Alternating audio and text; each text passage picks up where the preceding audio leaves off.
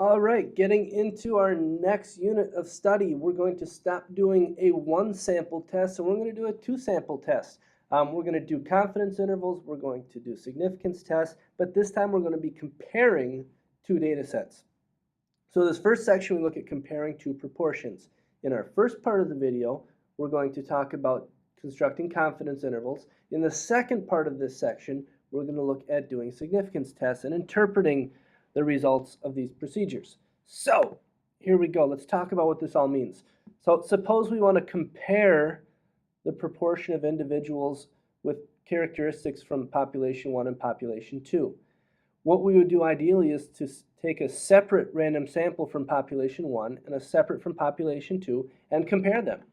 Or for instance, we have two treatments for some sort of disease and we want to compare them. Ideally, we take a sample from treatment 1 and a sample from treatment 2 and we compare those.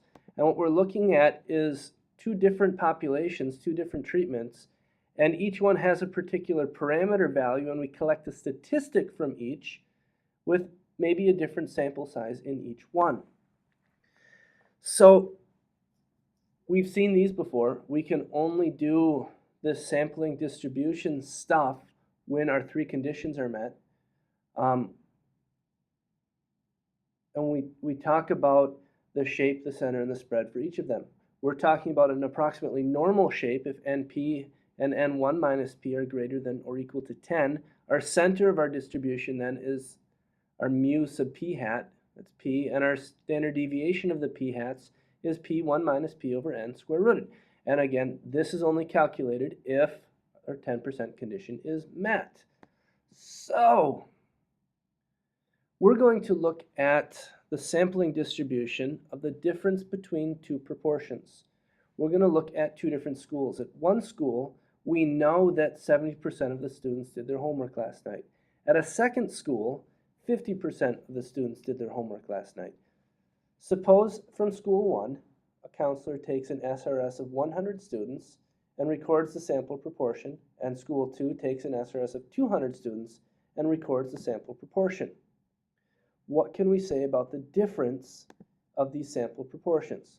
Well, if we generated a simulation of this with our P hat being 0.7 and N being 100, similarly P hat being 0.5 and N being 200, and we repeat a sampling 1,000 times, you notice that each of these populations, each of these sampling distributions, I should say, are approximately normal.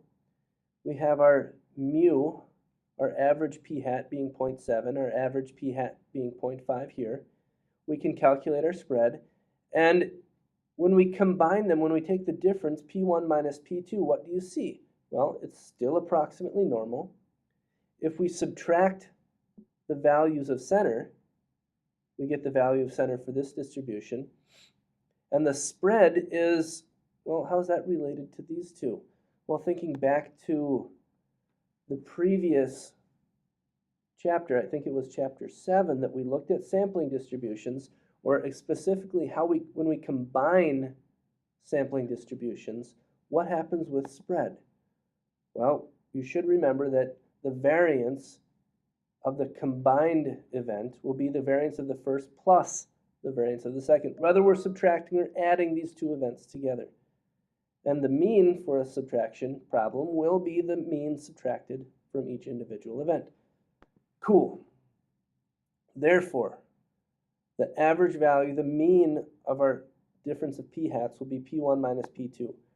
Our standard deviation will be the square root of the two variances. It will be P1, 1 minus P1 over N1, plus P2, 1 minus P2 over N2, all square rooted. Whew, that's one worth remembering. So here it is, all summed up together. But remember, we can only look at this sampling distribution if we have a 10% condition met, and our NPs and N1 minus Ps are at least 10. And for this, because we have two separate populations, we have to do N1P1, N2P2. N1, 1 minus P1, N2, 1 minus P2. Those all have to be at least 10. And if we have that, our sampling distribution of P1 minus P2 is approximately normal. Whew, okay. So let's get into this. We have this picture, not anything new. The difference is where we're getting our average value from and what our standard deviation is. These formulas are similar. I hope you're seeing that. So let's do an example and interpret this. So take a second and read. So both counselors are reporting that P1 minus P2 is 0.1. We want to describe the shape, center, and spread of this sampling distribution. So we check, is it going to be approximately normal? And we end up with, yes, they are at least 10. The sampling distribution is going to be approximately normal. Its mean, its center, will be 0.2, because 0.7 minus 0.5 are P1 minus P2. P1 is 0.7. P2 is I can't find it, it's 0.5. These are the p-hats. They're claiming that it's 0.1. Its standard deviation we calculate here. What we're looking at is this normal distribution with a value of 0.1 that they're claiming. So find the probability of getting a difference in sample proportions of 0.1 or less from our two surveys. Our z-score is negative 1.72. So using table A, our probability is about 4%. So does this result give us reason to doubt the counselor's reported value? And yeah, it does, because there's only a 4% chance of getting a difference in the sample proportions that is 0.1 or smaller. It's very unlikely to happen by chance alone. So that's the basics. It should ring familiar with us from what we did with a one sample test. Now we're doing two samples. So let's get into this confidence interval thing. And this should look real similar too, guys. Confidence interval, our statistic, plus minus critical value times standard deviation of statistic. Okay, that's nothing new. If our independent condition is met, the standard deviation of P1 minus P2 hats is given by this, but we don't know P1 and P2, so we're finding the standard error of the statistic. We're replacing the P1 and P2 with the P1 hat and P2 hat. If the normal condition is met, if N1 P1 and N2 P2, N1 1 minus P1, N2 1 minus P2, if those are all greater than or equal to 10, we can find a z-score, this critical value that we've talked about. And our confidence interval will be given by that difference plus minus the critical value times the standard error. That's not new. But again, remember, we have to meet these three conditions: random, normal, and independent. So, example, we're going to do this by hand, and then we're going to jump to the calculator and make sure we're okay with using the Inspire to get to this. So, our problem. First, read it. Make sure you see what this is asking us for. Try to identify what P1, P2, all this fun stuff is. So we define our parameters. P1, proportion of all U.S. teens who use social network sites. P2, proportion of all U.S. adults who use social networking sites. We want to estimate P1 minus P2 at 95% confidence level. So our plan, we're going to use a two-sample z-interval. Before we were doing one sample because we only had one sample statistic. Only if the conditions are satisfied. So, random. The data has come from a random sample. Cool. Normal. Here's our n's times p's and all that good stuff. And all of these are greater than or equal to 10. And independent, we clearly have two independent samples.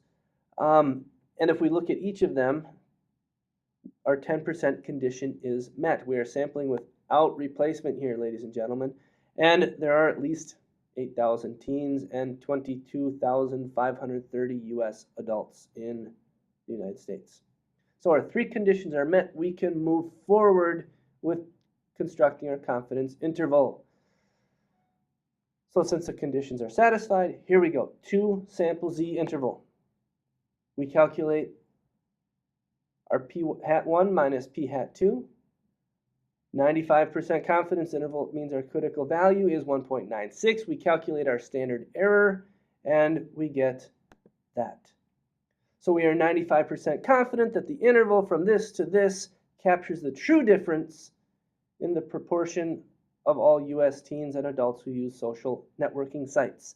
And what this tells us is that more teens than adults engage in social networking, between 22 and 30 percentage points more. Okay, so that is how we do it by hand. Let's jump to our Inspire to make sure we can calculate this also. So before you would go here, you would check those 3 conditions and you would give your results on your page. And then we go into Menu, Statistics, Confidence Intervals, and this time 2-prop Z interval, 2-proportion Z interval. X1, if we do our sample, if we do our proportion times our N1, we get 584. This has to be the number of successes, not the proportion. N1 is going to be 800. X2, the number of successes, that is the number of adults in the sample of 2253, would be 1059 out of 2253. Our confidence level is 0.95. That's what we were asked for. We hit OK, and here we go. There's our lower limit and our upper limit. Here's our margin of error that we should have gotten, our P1 hat, our P2 hat, our N1 and N2. We've got all this information here, and those are the same values, ladies and gentlemen, as we got right here. Next up, we look at doing significance tests with 2 sample proportions.